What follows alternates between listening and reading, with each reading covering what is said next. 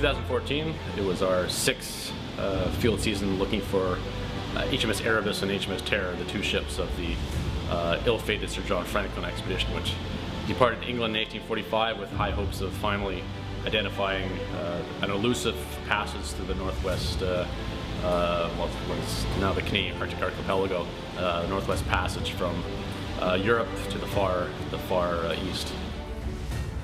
A lot of the work actually happens before you go. So prior to going, there's at least a year of preparation, coordination, trying to get the equipment. Once you're up in the Arctic, you should have everything rolling as smooth as you can as far as equipment and staff and ships are happening.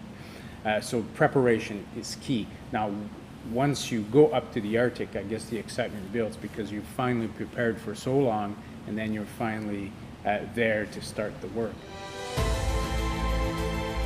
So essentially there were two areas of interest. There are two search areas. One, the so-called northern search area, which was in Victoria Strait, and then the second southern search area, which is in Queen Mother Gulf. And the search in previous years had focused largely on the southern search area. That's easier to get to. It has less ice, concerns about ice. So it just was an easier, more logical target. Also, of course, the Inuit testimony suggested there was a ship in the southern search area. So it's it was a logical place to go look. Even for someone like myself who studied the Arctic for 7 or 8, going on 10 years, the Arctic is such a variable and geographically heterogeneous environment. So many different parts of the Arctic. I'd never actually been in the high Arctic archipelago where our expedition started, so just getting to experience that environment was unlike any of my work, which is focused in the sort of low Arctic, the Western Arctic.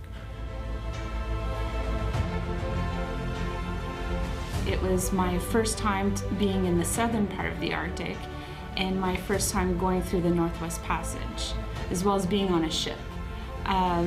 It was really interesting to see how difficult it is to navigate through the Northwest Passage and how much of an influence sea ice has on what you're able to do.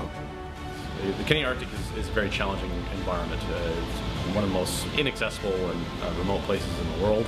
And it presents a spectrum of challenging environmental conditions as well.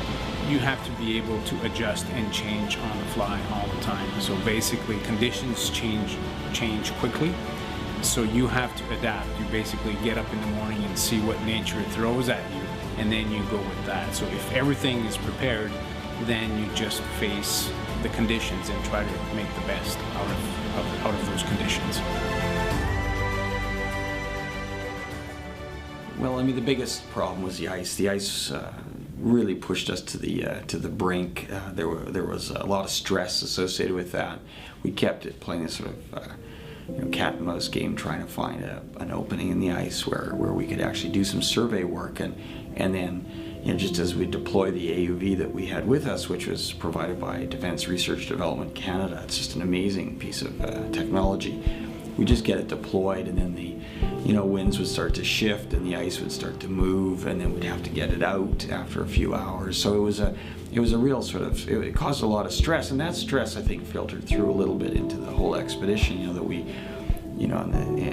people were just under pressure. There was a high level of expectation of success. The Prime Minister had said, "We're going to find Franklin. This is the year." Well, when you have the Prime Minister expressing publicly that expectation, you're going to feel under pressure, and so there was a sense of feeling that pressure. But through a series of events, we were successful.